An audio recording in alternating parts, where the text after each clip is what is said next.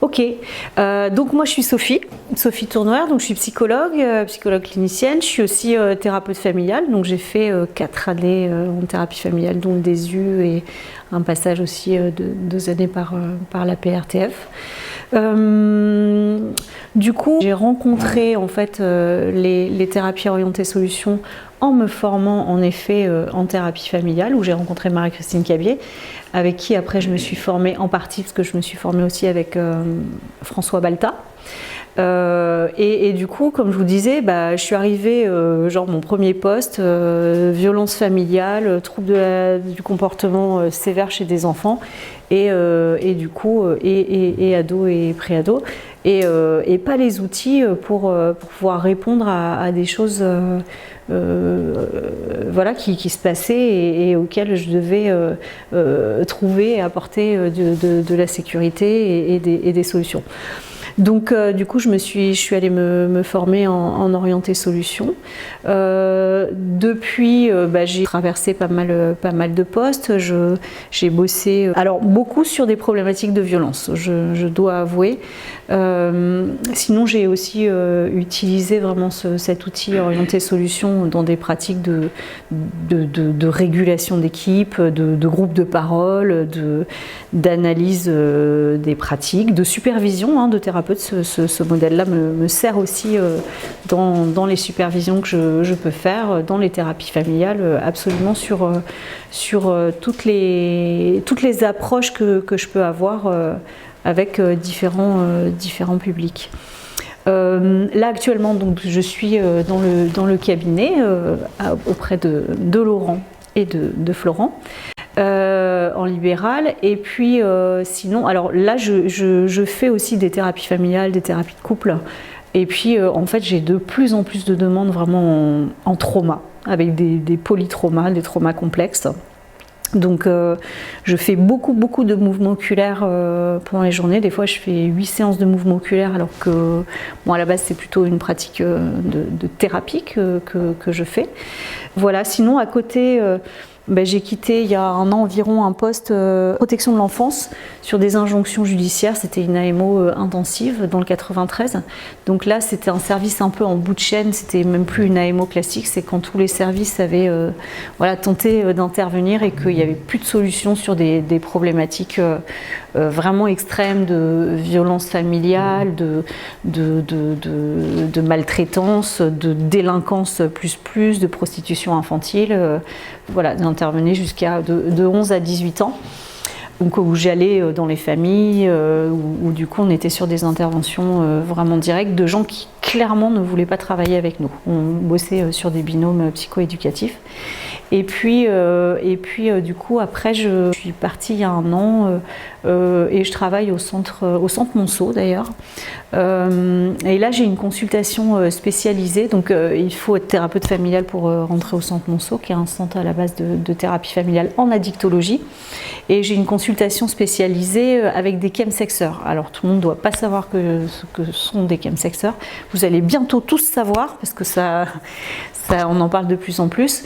Donc c'est milieu gay, hommes ayant une sexualité avec des hommes, et c'est une double addiction aux nouvelles drogues de synthèse, donc les catinones, la 3-MMC, alors aussi pas mal à la méthamphétamine, GHB, GBL, et puis sexe, donc qui la plupart du temps se passe dans des contextes de partous. Donc ce sont des thérapies costauds avec des vrais challenges, parce que, donc je disais il y a quelques semaines, si vous prenez un orgasme 100% de plaisir, un orgasme en état normal, là les mecs ils sont à 1800% de plaisir, donc ils vivent des extases et ils recherchent ça après en permanence, et ils tombent dans des addictions qui sont très costauds. Voilà en gros là où j'en suis. Alors, on va commencer cette formation. Surtout, n'hésitez pas à me couper, à me poser des questions si je suis pas claire. C'est notre espace à tous. Là, tu vas éteindre. Ah oui, maintenant. Merci, collègues. N'hésitez pas, ça c'est mon côté un peu. N'hésitez pas. Tu vois, il me structure. N'hésitez pas à me couper, à me poser des questions, à faire des remarques. Enfin, ici, c'est notre espace à tous, qu'on se sente bien, tranquille par rapport à tout ça. En fait, on va commencer la journée par une petite approche historique, donc désolé pour ceux qui connaissent Palo Alto, on va rapidement faire ça, mais c'est histoire de situer un petit peu les courants et comment l'orienté solution du coup s'est formé au milieu de ces courants-là. Donc les objectifs de la formation. Acquérir les outils fondamentaux des thérapies brèves orientées solutions. Donc on va voir, il y a des outils spécifiques, des outils non spécifiques. L'idée c'est que vous puissiez repartir avec vraiment tout le panel de l'approche orientée solutions et que vous puissiez faire un choix dans ces outils, c'est-à-dire que vous pouvez vous servir de l'orientée solution comme un modèle complémentaire. C'est-à-dire que vous pouvez décider voilà, de rester sur la dynamique que vous pratiquez chaque jour et de pouvoir intégrer plutôt telle chose ou telle chose. Donc, et sinon, c'est aussi un modèle qui peut être à part entière. C'est un modèle qui est vraiment tout terrain. Et qui est adaptable à absolument toutes les situations, y compris les situations où on n'a pas de temps de réflexion, les situations où il faut aller vite, les situations où on ne va pas revoir les gens, où on les voit qu'une fois. C'est un modèle qui est vraiment totalement intéressant et applicable. Savoir adapter la thérapie aux patients. Donc c'est vrai que dans ce modèle-là, quand vous lisez des livres orientés solutions, on parle de client. Sachant que le client en anglais, client et customer, c'est pas la même chose. Donc c'est vrai que nous en France, ça nous choque quand on entend client. Moi, c'est vrai que quand j'ai commencé à me former, ça me faisait un petit peu bizarre. Mais c'est vraiment rendre le patient client de ce modèle-là pour lui permettre de quitter cet endroit thérapeutique. L'idée, c'est de ne pas passer sa vie en thérapie. Donc, c'est vrai que ce modèle-là, il se différencie vraiment de toutes les approches parce qu'aujourd'hui, il y a une espèce de fourre-tout où les gens ne savent pas ce que c'est qu'un psy, en fait.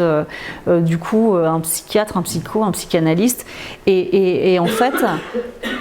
Une analyse, je pense que c'est extrêmement intéressant, mais pas quand on a une symptomatologie précise, parce qu'on va répéter, on va reparler les choses, on va renforcer le trauma s'il y en a. Une analyse est hyper intéressante. Je ne tape pas sur l'analyse parce que j'en viens, mais alors moi du coup j'aurais plus d'affinité sur des analyses jungiennes que lacaniennes ou freudiennes, mais du coup une analyse est intéressante pour pouvoir aller à la rencontre de soi-même, savoir qui on est, analyser ses rêves, vraiment aller sur son intériorité, questionner la dynamique dans laquelle on se place par rapport à l'inconscient. Tout ça c'est hyper intéressant, mais quand on a une symptomatologie précise, l'analyse me semble pas du tout indiquée. Donc du coup, on va vraiment il y a deux points vraiment qui sont hyper importants dans ce modèle-là pour moi. C'est l'objectif, c'est-à-dire qu'est-ce que veut le patient et pas qu'est-ce que moi je pense qu'il veut en fonction de ce qu'il m'a dit ou en fonction de qui je suis ou de mes blessures ou c'est vraiment la question centrale. Qu'est-ce que veut le patient? Ça paraît débile et simple dit comme ça, mais c'est l'essence du modèle. Qu'est-ce que veut la personne? Qu'est-ce qui lui fera dire qu'elle n'a plus besoin de revenir me voir? Et à partir de là, on va pouvoir aller dans la direction qui est la bonne pour notre patient.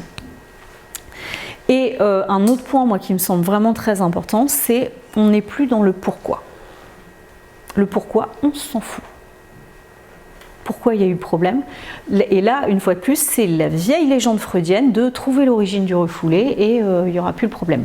Pourquoi? On s'en fout. Si c'est important pour le patient de savoir le pourquoi, on peut tenter de l'accompagner à savoir pourquoi. Mais on n'est même pas sûr de forcément trouver la réponse du pourquoi. Moi, quand j'ai quelqu'un qui me demande et qui me dit « je veux savoir pourquoi », je dis « j'entends votre demande ». Après, peut-être qu'on ne trouvera pas la réponse au sein de ce travail thérapeutique. Peut-être qu'on pourra plus facilement voir comment vous pouvez aller mieux par rapport à ça, mais on n'aura peut-être pas forcément la réponse du pourquoi. Et le pourquoi, il y a pas mal de gens qui viennent le chercher au travers de l'hypnose. pourquoi j'ai fait ça, pourquoi nanana, etc. Donc ça c'est aussi très important, ce modèle-là, il va nous permettre de pouvoir vraiment définir notre mandat, cadrer les choses et ne pas se faire embarquer par des demandes qui sont complètement fantasmatiques de patients. Moi par exemple un jour j'ai un homme qui est venu me voir en me disant je veux faire de l'hypnose avec vous pour savoir, alors il était accusé de viol, pour savoir si j'ai violé la jeune femme. Voilà. Bah, je lui dis non. Je dis moi je ne prends pas ce mandat parce que si jamais on tombe sur un faux souvenir, qu'est-ce qui se passe? Enfin, la question était jugée. Bon alors, moi ce que je lui ai proposé, je lui ai dit on peut définir un objectif ensemble qui serait de pouvoir vivre le plus confortablement avec le fait que vous ne saurez peut-être jamais. Donc là c'est moi qui ai un peu, défini les choses en lui proposant une possibilité de cadre thérapeutique. Mais je n'allais pas prendre son objectif thérapeutique de je veux savoir si j'ai vraiment violé cette femme. Je ne peux pas l'aider à ça. Je ne peux pas. Si je prends ce mandat-là, je me tire une balle dans le pied et puis après je fais n'importe quoi. Donc c'est important aussi, et ce modèle-là, il nous aide vraiment à définir le cadre de notre pratique, savoir où on est dans un problème et où on est dans une limitation. Et si on est dans une limitation, on verra ça dans les outils, on ne va pas traiter la limitation de la même manière que le problème. Parce que sinon, on va nous-mêmes se limiter dans notre pratique. Donc, acquérir une démarche stratégique en s'intéressant aux qualités, ressources, aptitudes du patient plus qu'à leurs problèmes, insuffisances ou défauts. Donc, en effet, sur ce modèle-là, alors, c'est pas que le problème n'existe pas, on est bien évidemment en contact avec notre patient et souvent, le problème, c'est la porte d'entrée, c'est-à-dire que, on le voit bien, quand on a un problème, si la personne nous dit non, vas-y, moi je suis orientée solution, on va se sentir pas entendu, pas compris, etc. Donc ça va être aussi pouvoir, la plupart du temps, entrer par la porte du problème en ayant bien en tête qu'on est orienté solution et qu'on va aussi tout le temps aller sur cette question centrale de l'exception. À quel moment il n'y a pas le problème ? Parce que grâce à cette porte d'entrée-là, on va faire de la neuroplasticité cérébrale. Qu'est-ce qui passe quand il n'y a pas le problème? Donc du coup, en fait, on est obligé d'accepter, de prendre ce que le patient nous amène sur sa souffrance, et ça va être aussi la possibilité de s'affilier. C'est-à-dire que si on va consulter quelqu'un et que moi la personne ne s'intéresse pas à ce que je lui raconte, je ne vais pas avoir d'affiliation, je vais avoir envie de partir et de ne pas revenir. Donc évidemment qu'on est obligé de passer par, et pas de manière surfaite, par le fait d'écouter le problème de la personne. Et souvent aussi d'aller chercher en quoi le problème est un problème pour la personne. Parce qu'il faut se détacher de notre subjectivité, sinon on va construire une réalité du problème de la personne en fonction de notre porte d'entrée, en fonction de notre grille de lecture. C'est-à-dire qu'on va construire l'idée que le problème de la personne est un problème en ça, parce que nous, ça sera un problème comme ça. Et on voit bien que quand on pose la question de en quoi le problème est un problème pour vous, eh ben, on a des éléments qui du coup nous enrichissent sur le processus thérapeutique et sur comment justement on va pouvoir aller le plus rapidement connecter la personne à ses ressources. Donc c'est important de pouvoir rendre en effet le patient acteur de sa thérapie. On n'est pas justement sur un modèle où le patient est passif. Mais du coup, on va vraiment l'accompagner sur la connexion à lui-même de qu'est-ce qui marche dans sa vie, à quoi il voit que ça fonctionne et qu'est-ce qu'il arrive à faire et qu'est-ce qui lui dira qu'est-ce qui lui fera dire qu'il n'a plus besoin de venir en thérapie.